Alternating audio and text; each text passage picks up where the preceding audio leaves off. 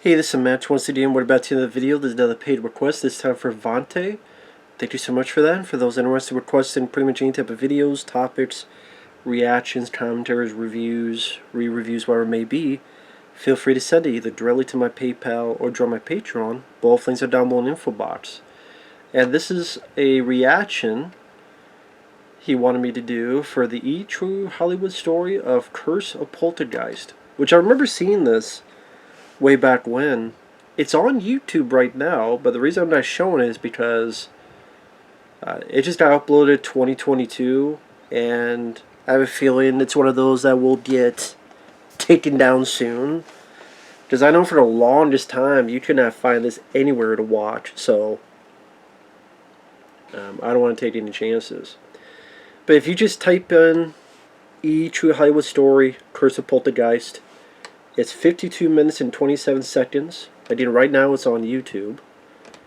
And for those who want to follow along, feel free. 3, 2, 1, pressing play.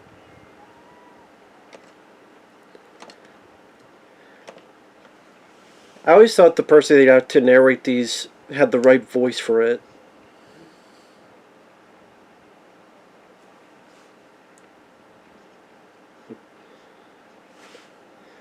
They say the next 2 hours, but this is only 52 minutes.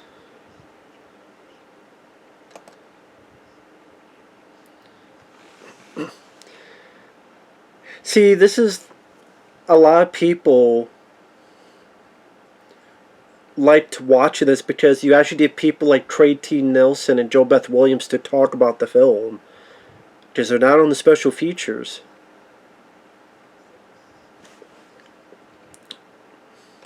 But again, you actually get people like Craig T. and Joe Beth talking about it. And what the first film, you don't really get people talking about because who really directed it? Was it Spielberg? Was it Tobe Hooper? And I think if you want to look at the Curse of Poltergeist, this is better than that Cursed Films thing. They did that Cursed Films where they looked into a Twilight Zone and other stuff. Like, it's better to watch this because I remember this being pretty fascinating. House on Haunted Hill, the original. Legend of Hell House is a good movie. Roddy McDowell. Good 70s haunted house film.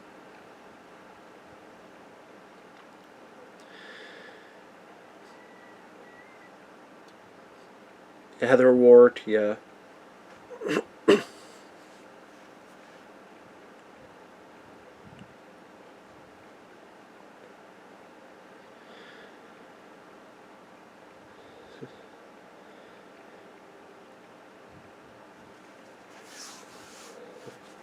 Yeah, it says here, brainchild of Steven Spielberg. And there's talk that you couldn't, something about you couldn't direct 2 movies or something in a certain amount of time or something, and otherwise he would have directed Poltergeist. And so you had Tobe Hooper. But then people go, well, who really directed it? Because Zelda Rubinstein would say all the scenes she did, she was with Steven Spielberg. There's some people that go, no, Tobe Hooper. So I don't know. Some people say Tobe Hooper was too much into drugs and box office. Number 1, Jackass. Number 2, The Ring. 3, Ghost Ship. 4, Sweet Home Alabama. 5, My Big Fat Greek Wedding. 6, concert goers suffer minor injuries at Minneapolis concert by rap artist Bow Wow. Audience railing gave way near end of show. Jesus.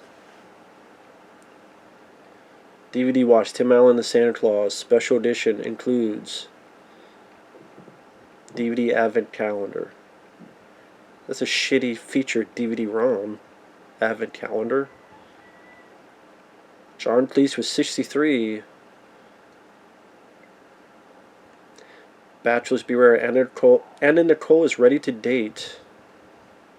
Well, not anymore. It's pretty much just going to the background of Spielberg, like a little bio of Spielberg as a kid.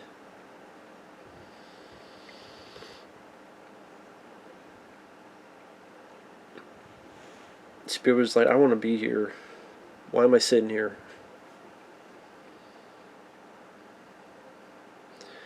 That's where Ed looks like he has no eyeball on his other one.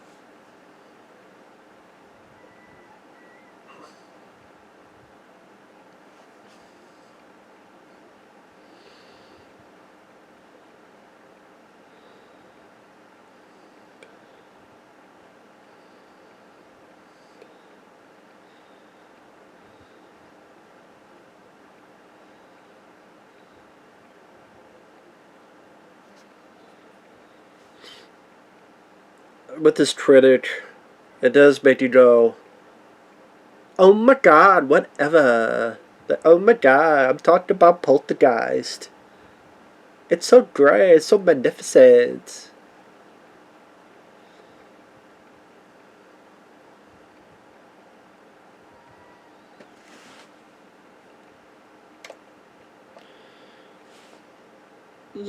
So Spielberg knocked out an outline for Poltergeist.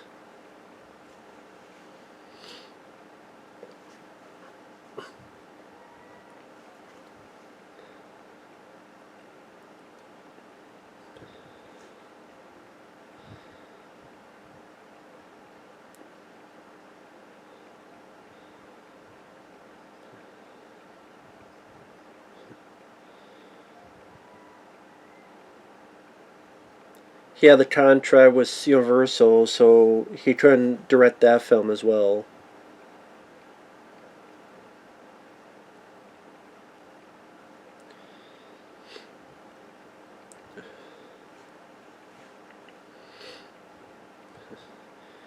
Yeah, I mean, the original Texas Chainsaw is a classic.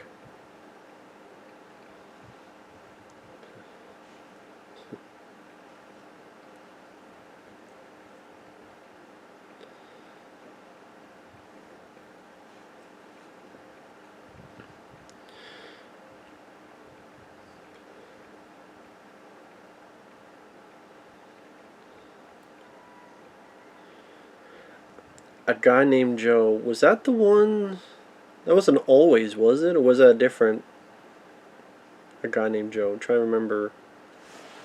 I swear that turned to another movie.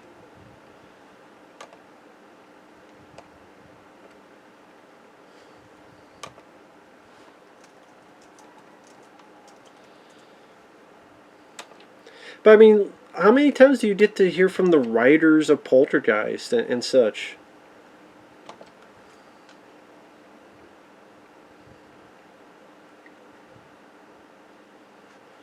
Yeah, A Guy Named Joe was a 1940s film. Yeah, I think it would become Always with Richard Dreyfuss, which Steven Spielberg did later on.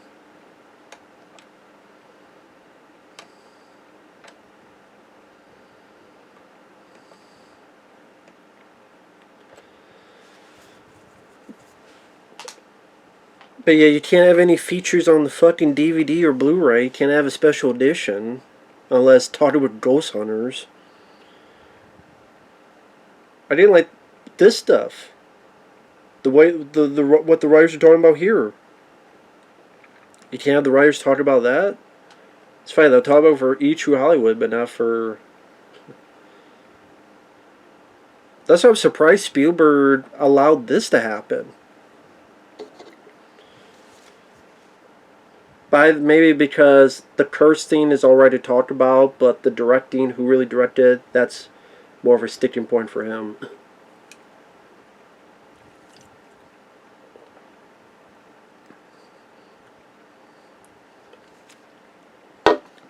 I mean, I do like the original Poltergeist. I do think it's a very solid film. Wonderful cast. Good special effects.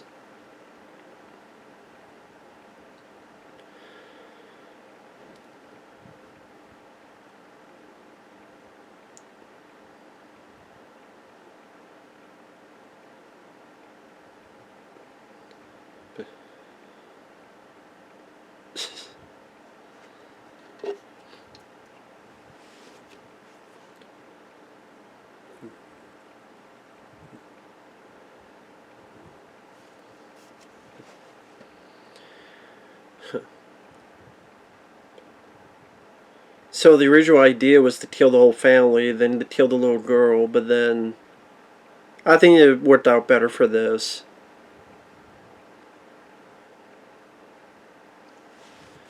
I think this worked out for the better with Poltergeist.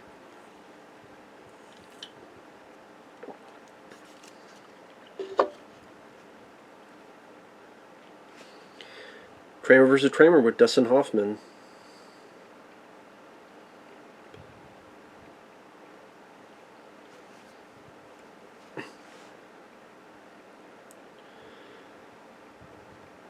Again, if you want to see the making of Poltergeist, you have to watch this instead of the...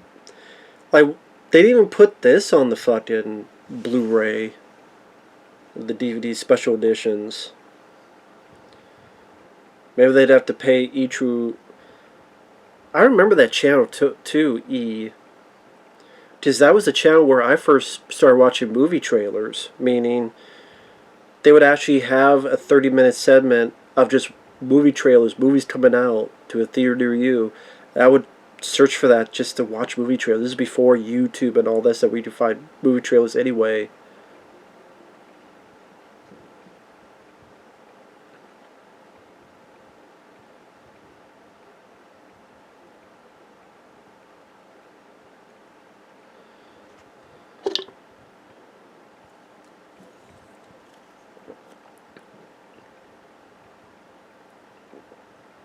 That's right, they both were in Stir Crazy.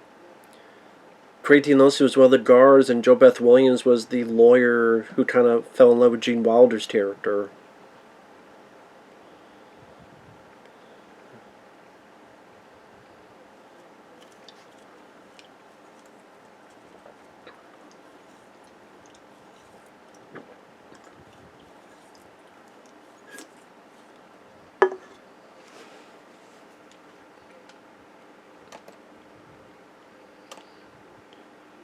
I didn't know that. Oh yeah, they did. Okay, they interviewed Zelda as well.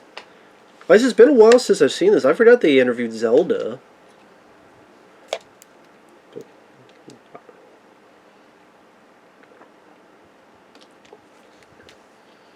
And she had that voice for it. I will say, she had that demeanor and voice that made that role work very well.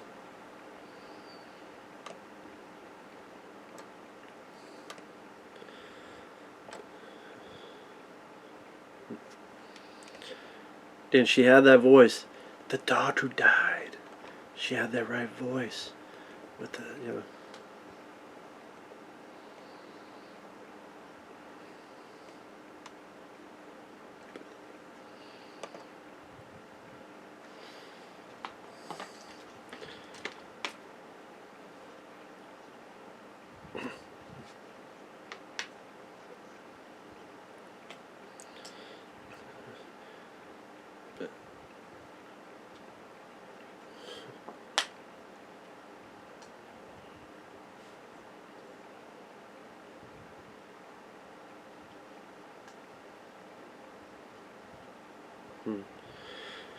But yeah, you have the death of the older daughter because her piece of crap boyfriend. You have the death of Heather Ward in Poltergeist 3. You have the older man in Poltergeist 2 who had cancer. I think before he signed on, like, he knew he had cancer. He wanted to leave an impression on the screen before he was gone. Maybe he did, I don't know.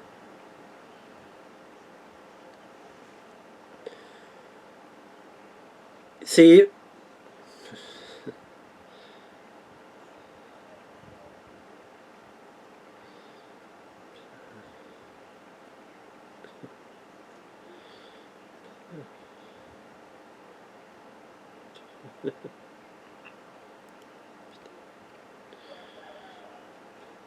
so Drew Barrymore was up for Terror Island and Poltergeist, but Spielberg said, no, we don't put you with E.T. And think about that. Spielberg had the final choice in casting, not Tobe Hooper. So again, like, he's... Even the way this is worded now is that, no, Spielberg had casting, say, Spielberg cast Heather Ward Spielberg said no to Drew Barrymore.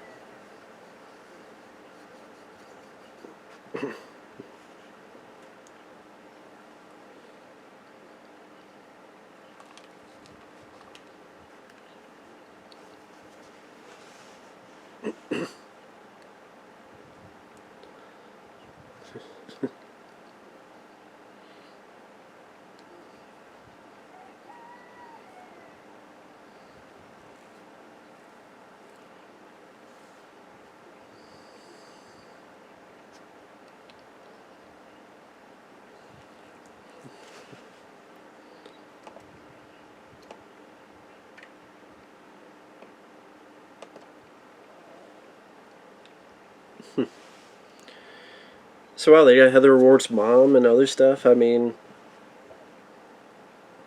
I didn't Spielberg apparently, it seemed like Toby Hooper was there just to be a physical presence to point and do this, while Spielberg was the driving force.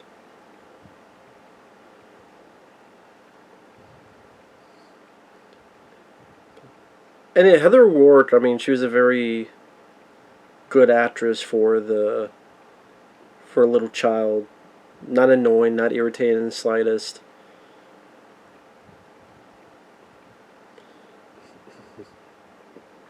I remember this one moment where the way Heather Ward says his line, that still tears me up because of there's so much sweetness to it.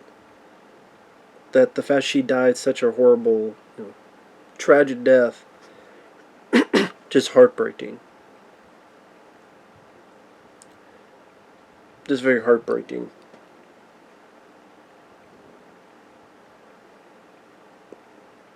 Damn, that house got fucked up back there. Or just the roof, I should say. Fixed. Just roof trying to be fixed.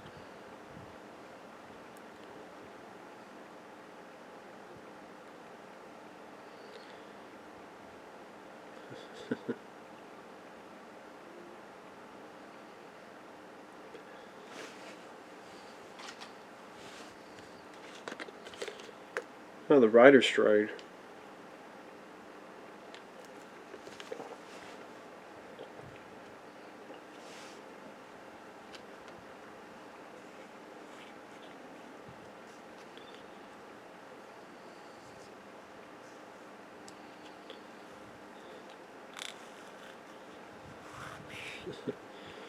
You traitors, you went in. You're not supposed to go in.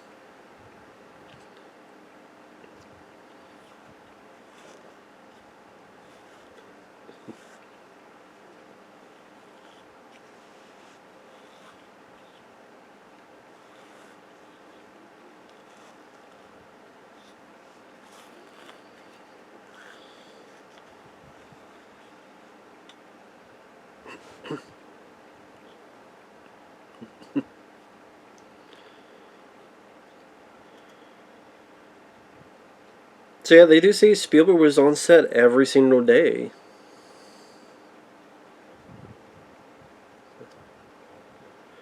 I think one thing you don't hear is you don't hear anyone talk about working with Toby Hooper. For what I remember in this, how Toby Hooper was, how he directed.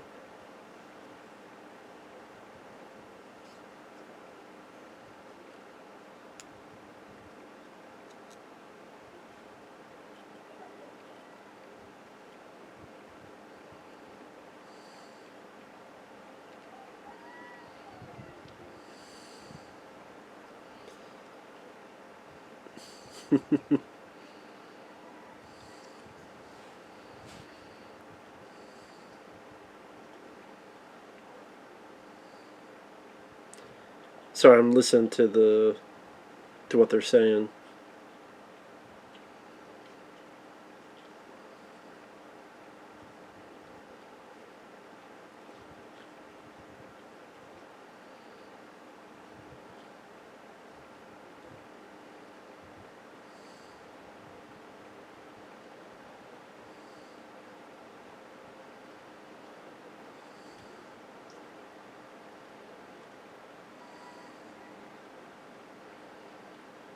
Hmm.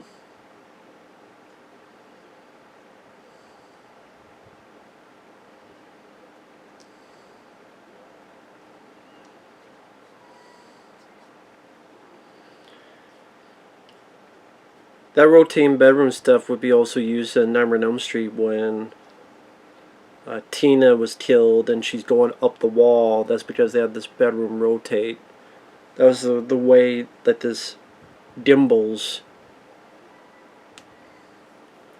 Well, she's explaining how it works, but yeah, Nightmare on Elm Street also did that as well.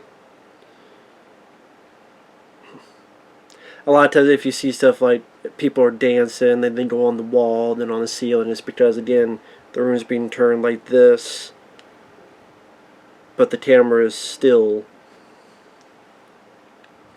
and you have to nail everything down so nothing falls.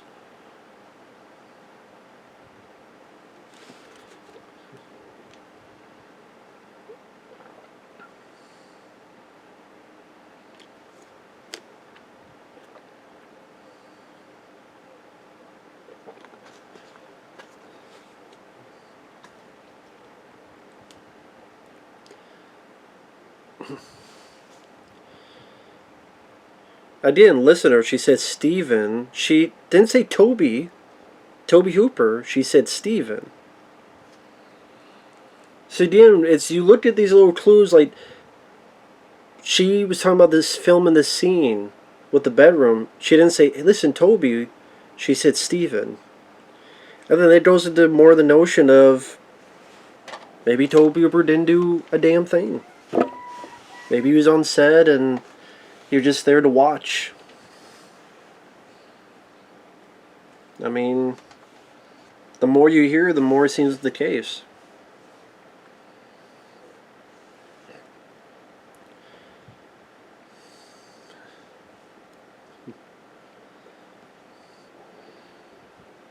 That's the thing when you look at this. I think this kind of brought more attention to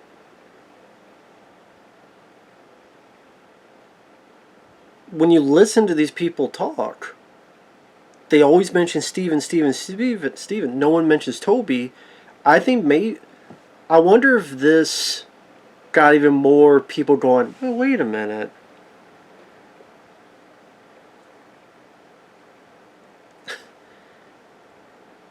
The narrator even said Steven Spielberg was in the second month of shooting his horror film Poltergeist.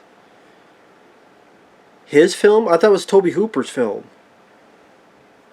Even the True Hollywood Story are saying it's Steven Spielberg's film. Did you hear that? Well, you didn't hear that, but if you watch it, they said Steven Spielberg was in his second month of shooting his horror film Poltergeist. I mean, and you wonder why people say, "Oh, well, Spielberg directed it." So then it's like he did direct it. It's like when people say, "Really, Sylvester Stallone directed Rambo: First Blood Part 2 and Cobra," and really, Kurt Russell directed Tombstone, and really, not Pete Travis, but the other guy, Alex Starlin, directed Dread. This type of stuff.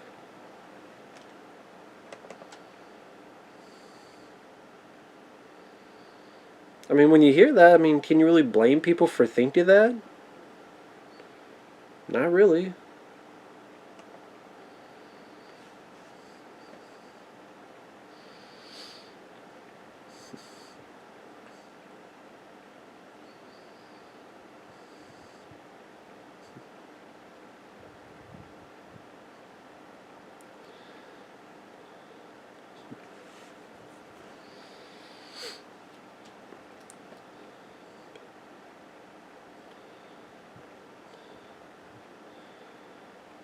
Why didn't Toby Hooper do any of this? Why was it Steven Spielberg that had to go into the water and, hey,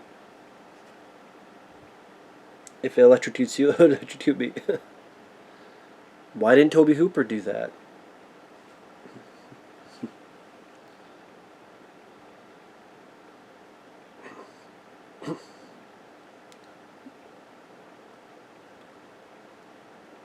Finally bring up Toby.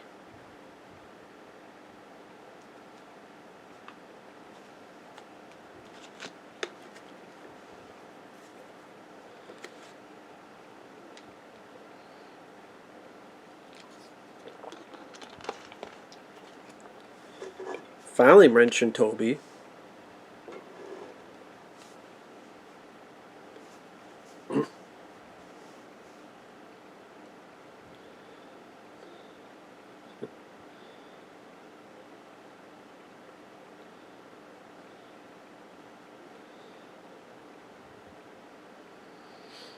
At least they brought it up.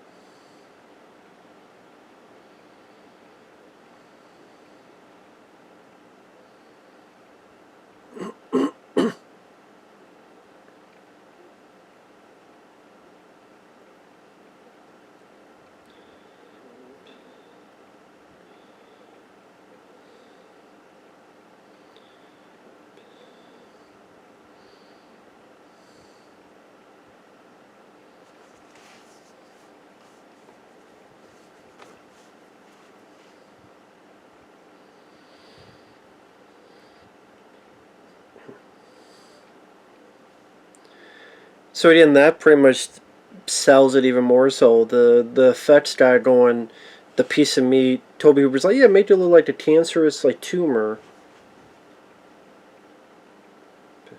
And then Spielberg goes, no, it shouldn't look like that. Craig Reardon, effects guy, should look like a regular steak.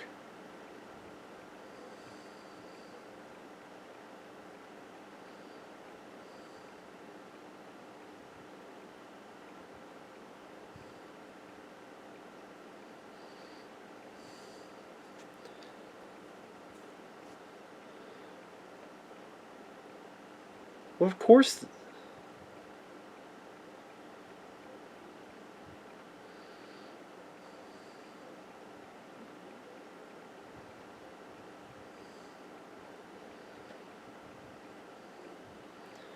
But to be honest, James Cameron didn't have a big role in Poltergeist. Let's be honest.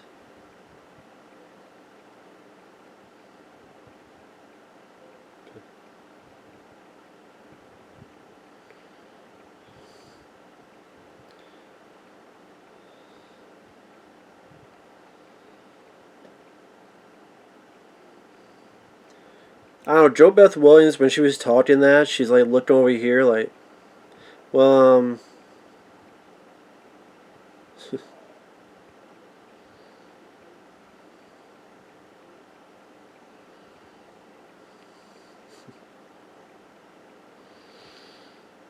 oh, wait. Let me listen to this for a bit.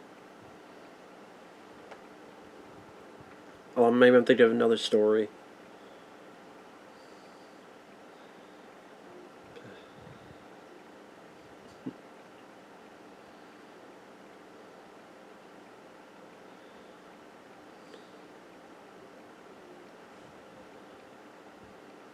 Oh, yeah, I'm thinking of another story.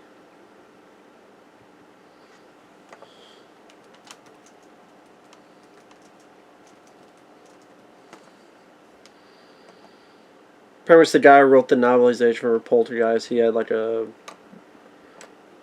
weird event with the lights flickered.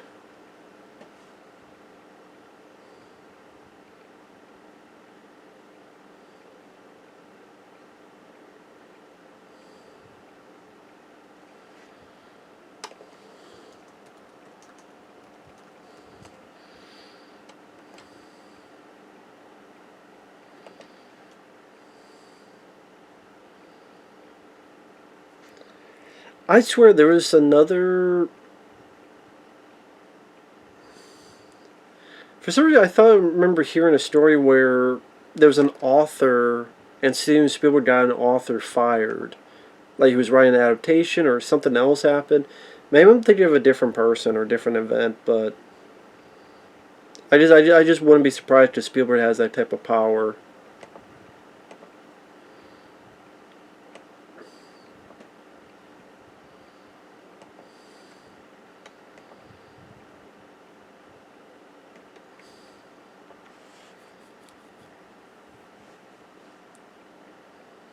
So, yeah, Poltergeist got a PG rating.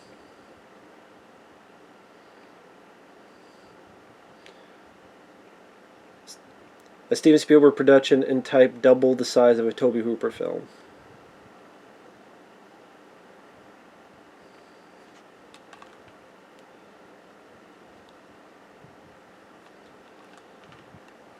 I enjoy your openness and allowing me as a producer and a writer a wide berth for creative involvement. Yeah, whatever, Spielberg. If it's that much of an issue, why don't you come down and sit down and say word for word what the fuck it is?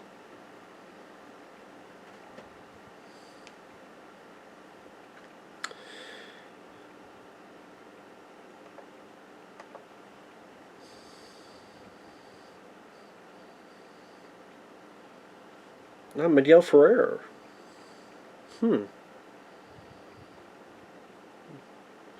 Rest in peace, Miguel Ferrer. He was in RoboCop, Deep Star 6, great actor. Underrated, may he rest in peace. Yeah, this was a big hit.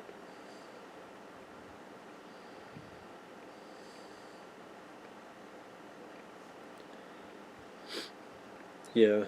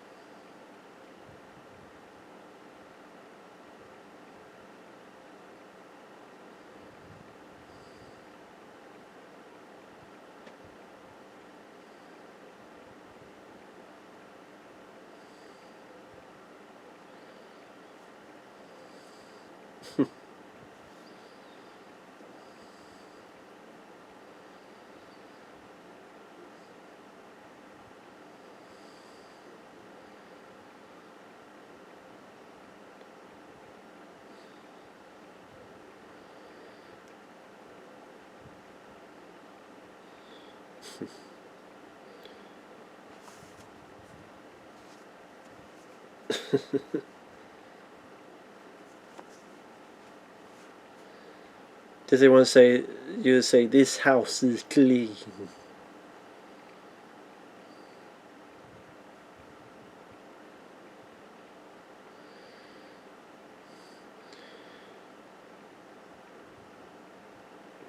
E.T. looks like a P to the E to the D to the O.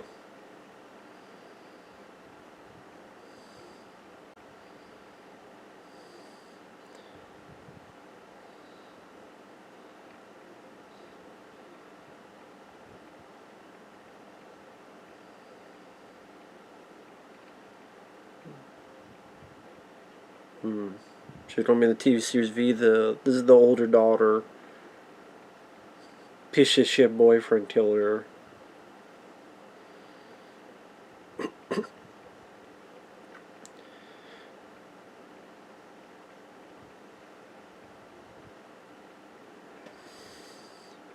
Guy was a chef. Probably cooked some really shitty food.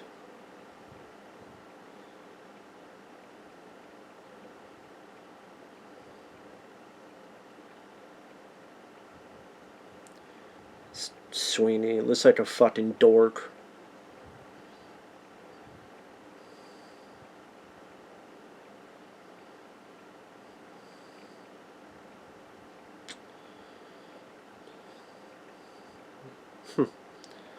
Okay, Miguel Ferrer was a friend of hers. Huh.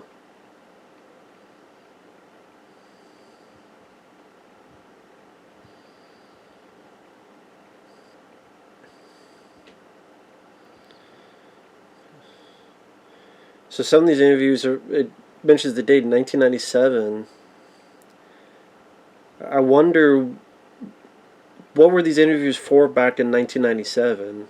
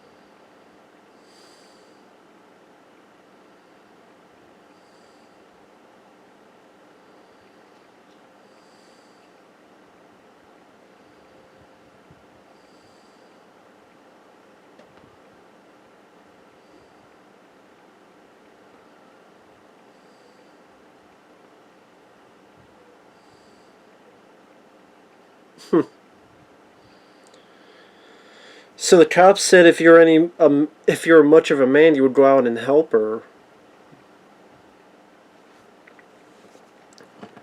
Imagine a cop trying to say this to someone. I mean, I could kind of see where the cop's coming from, though. Like, this lady's fighting for her life, and you fucking pussy. That Packer guy's a fucking pussy. I mean, I'm no fucking Superman. I'm no fucking Rocky Balboa, but if the guy doesn't have a gun and is being shot at a woman, yeah, a bunch of shit in the house you'd come get and fucking help her out. Have the guy run off.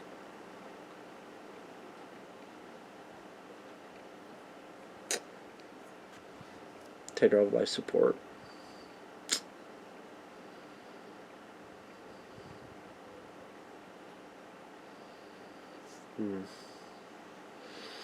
That Packer guy, what a fucking pussy.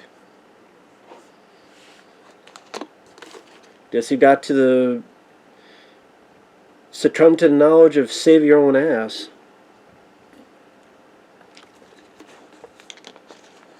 And the Sweeney guy. Go up and shoot him in the face.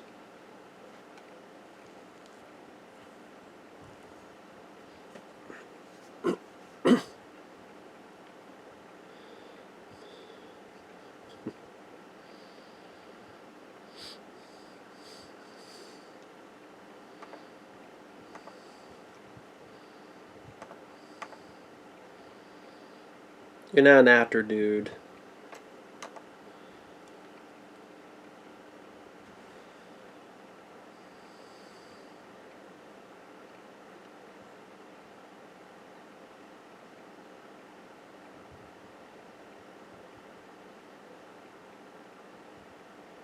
Jesus Christ.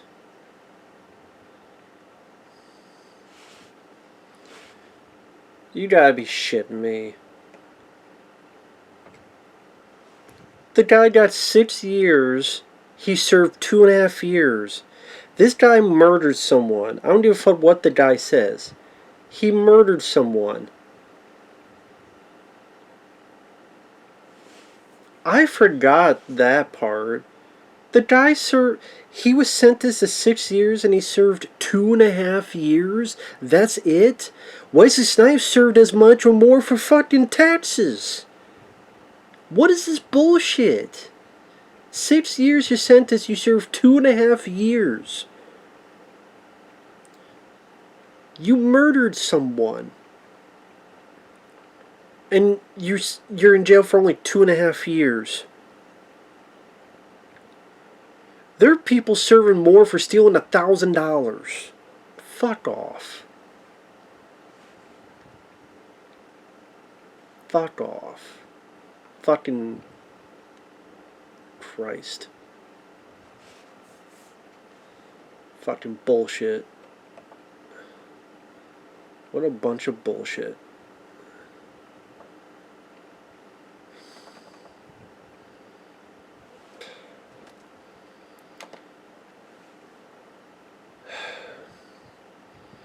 That just blows a fucking gas in my fucking head. Like, are you joking or are you jerking my chain?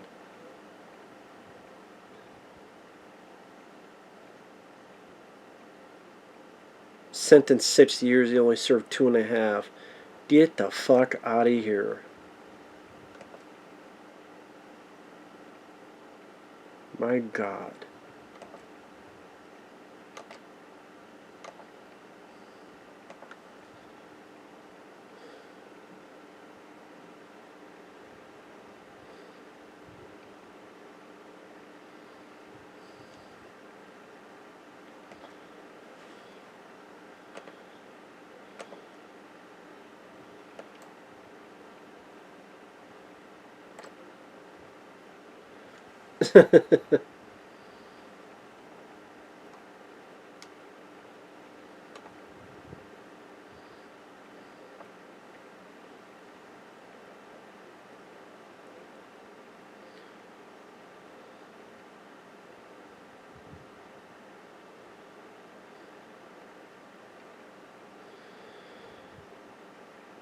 At least the actors admit that they did it for the money.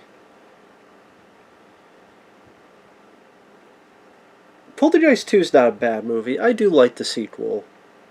The third film I don't like, but the second one I can watch.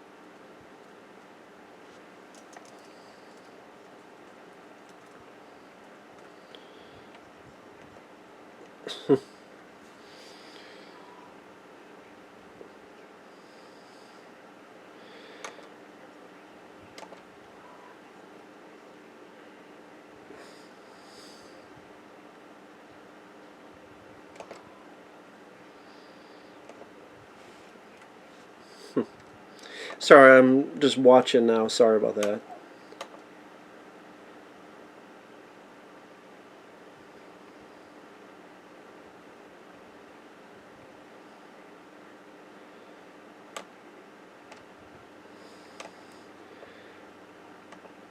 I mean, the director didn't really have a lot of experience doing movies like that, so I'm not sure if he was the best director, but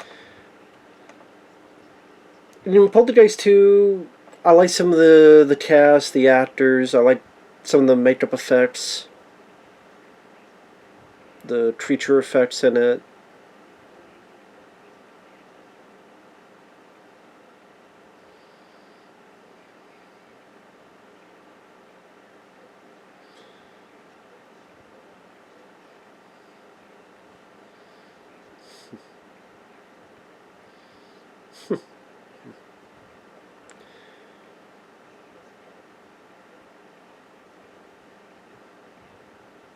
Huh. So Taylor's based on a friend Craig T. Nelson knew. Hmm.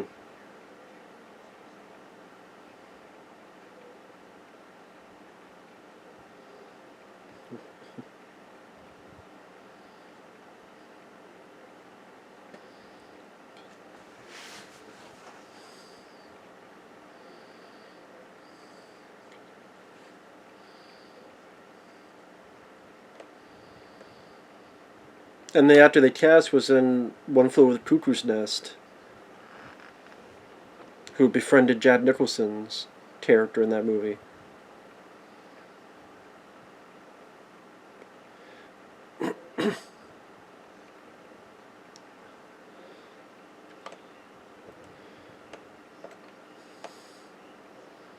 Yeah, I don't know about this psychic advisor lady.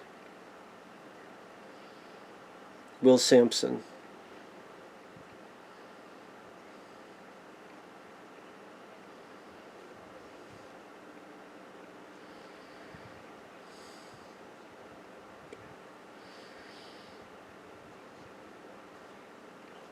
Exactly, yeah.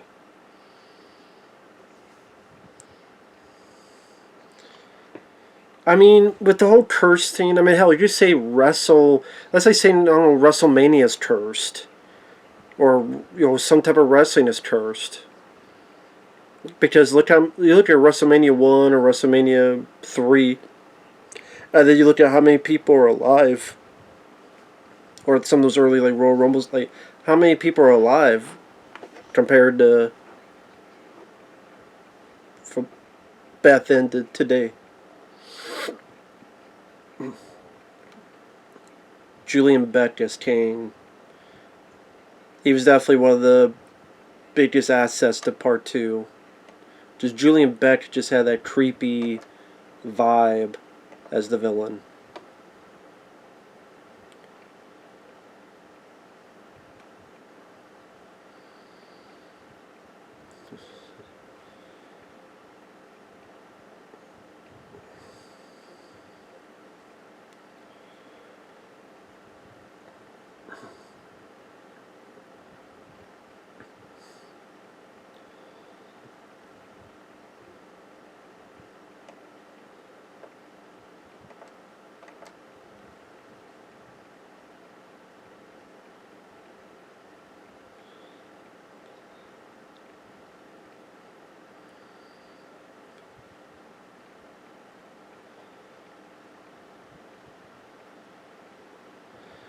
I did. Can you really say it's part of a curse if the guy's hired and he knew he was dying?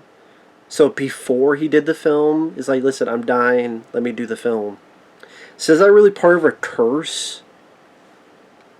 You know what I mean? Like you purposely find a guy and you know he's dying, or I don't know if he admitted or he's like, I'm sick. Maybe he didn't admit that he was dying or what. I wasn't there. I mean, they give little details here, but you always take things with a grain of salt.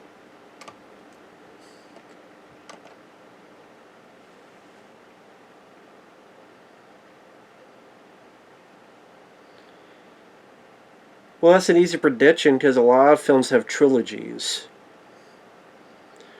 Because this is going to be a hit because of the first one, and then this not good, then but they'll do one more. But I don't know.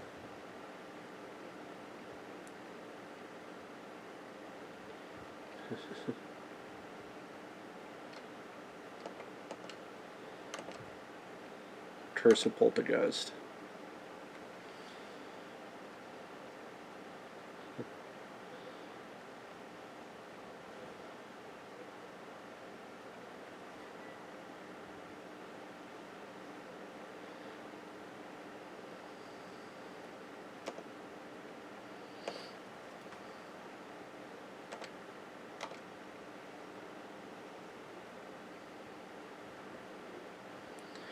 Okay, yeah. Maybe this is supposed to be longer because we're on part 2. We have 4 minutes left. They haven't gone to part 3, so I don't know if part 2's uploaded.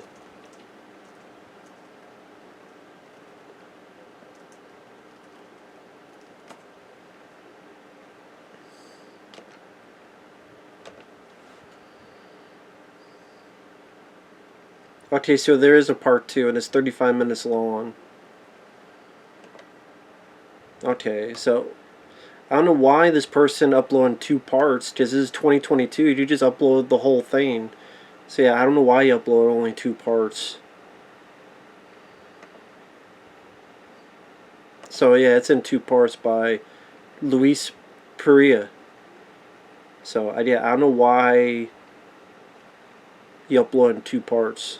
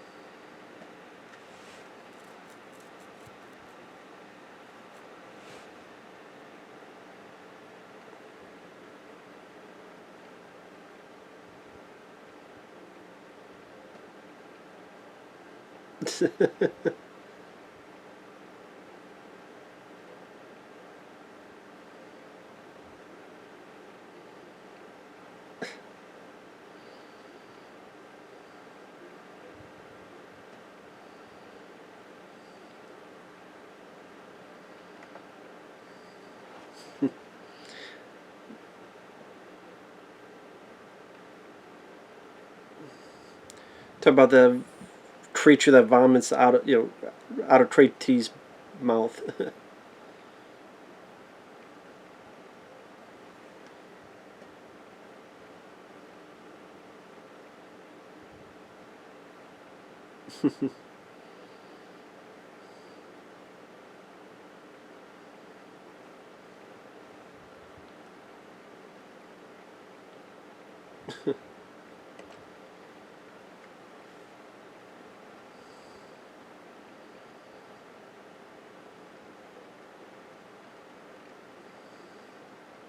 What was the bad news?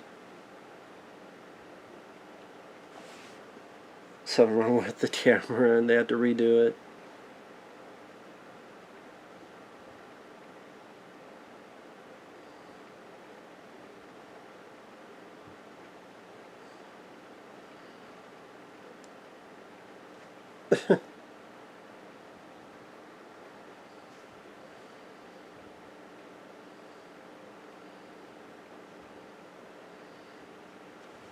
Yeah, the finale was. It didn't look the best. It was nice that Trey T. Nelson had something to do, and that to be the hero. But it was not like the most. The best looking. It wasn't the best looking effects.